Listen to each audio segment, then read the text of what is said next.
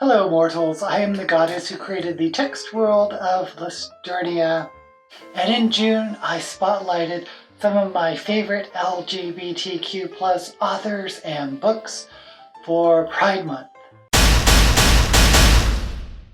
But I hear you say, Booktube goddess, all the books you recommend are old.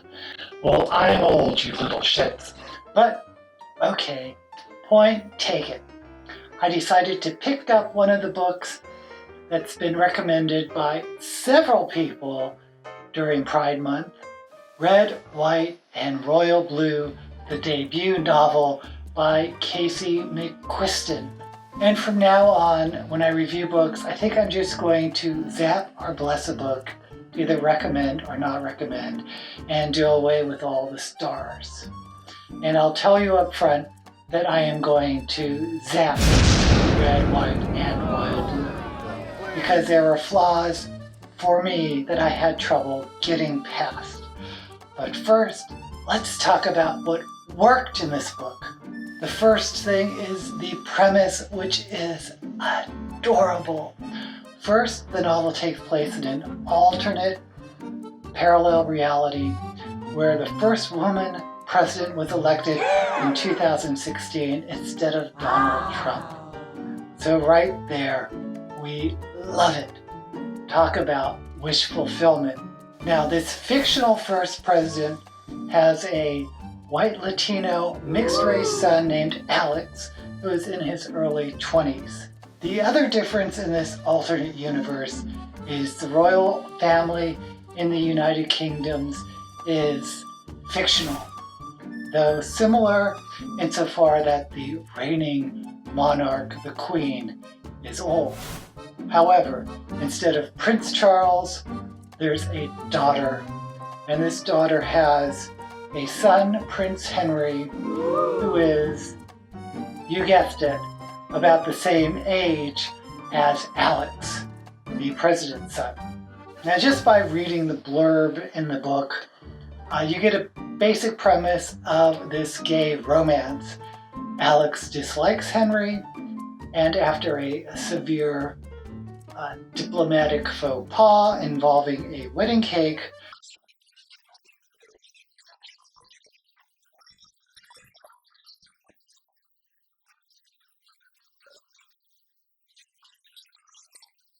the young men are forced by their respective political families to pretend they are best friends.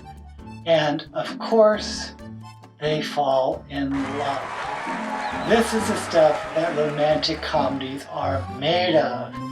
And oh my gosh, when I heard the premise, of course I wanted to read this novel.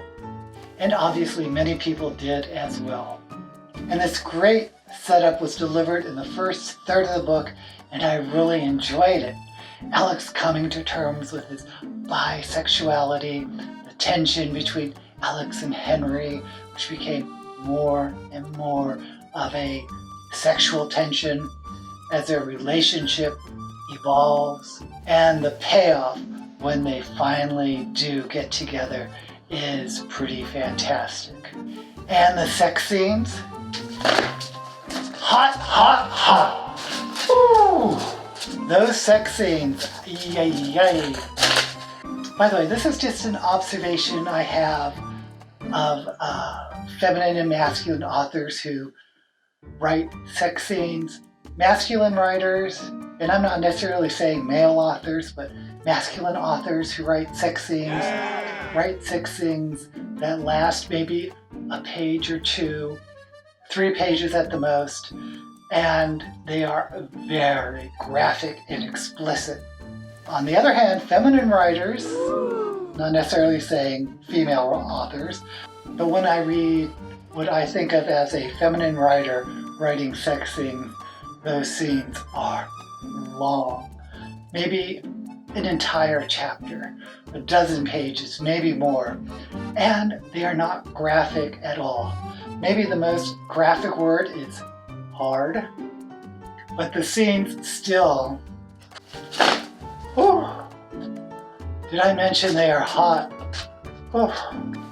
Okay, so we are a third of the way in the book, and we're deep into the romance, and I, as a reader, am waiting for a major complication to come up, which will take us the rest of the way to the end of the book. And I think I know what the complication will be.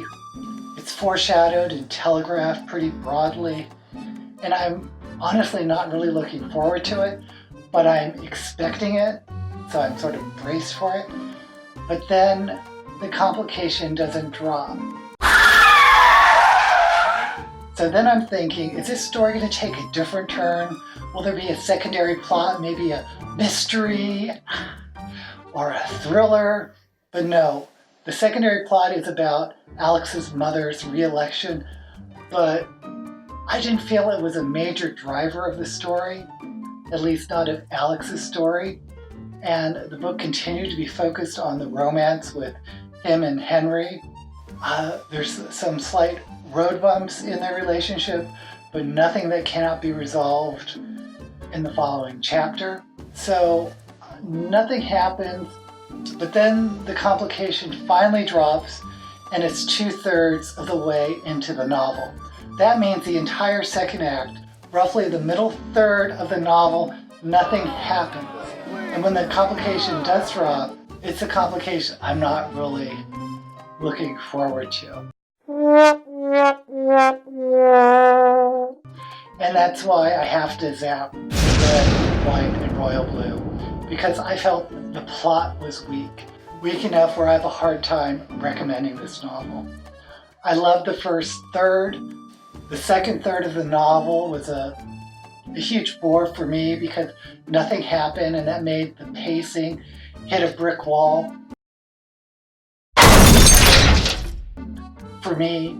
And the last third of the story was the complication that I didn't really want to happen, but it happened, and it is what it is.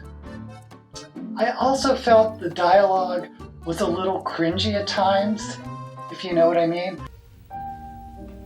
Chopin, you know all my weaknesses, don't you, Dexter? I can't live without you!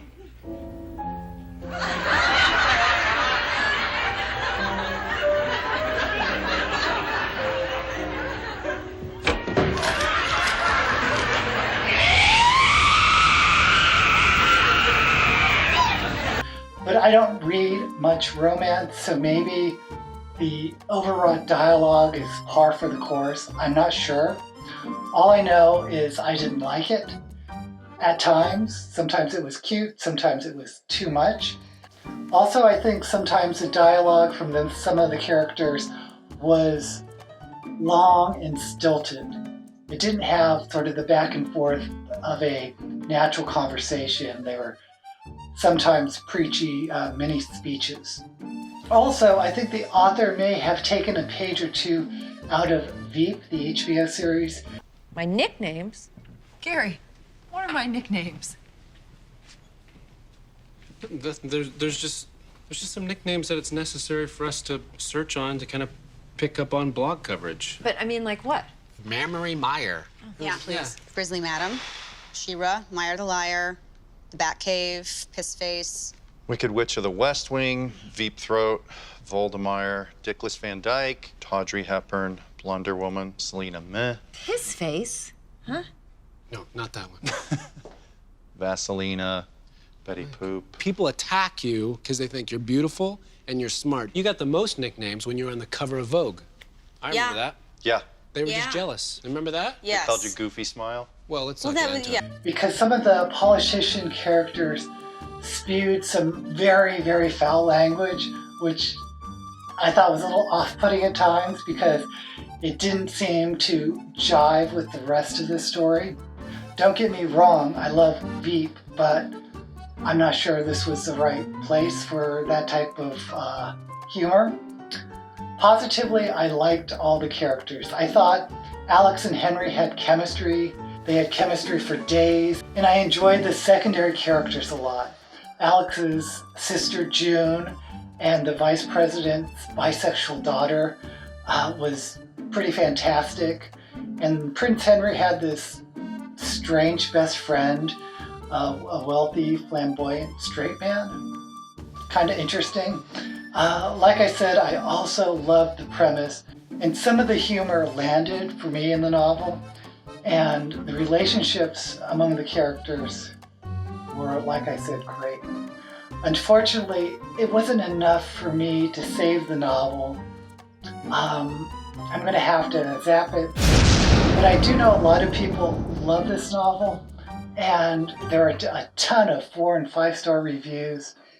So maybe it's just me. If it sounds like a novel that you may like, please pick it up. Let me know in the comments what you thought if you've already read it. I just thought the novel may have been overhyped. That's what Shannon of Bookish Romancee felt in her review, and I'll link it below. And if you like this novel, tell me why I'm wrong. I'm open to that conversation, and I'm open to changing my mind. I'll tell you what though, if this is ever made into a movie, I'll be the first to queue up and watch it. I think it'd be a great Netflix or Amazon Prime movie or general release movie. I think with some tweaks to the plot, it will make an awesome movie. Until then, may all the books you read be blessed.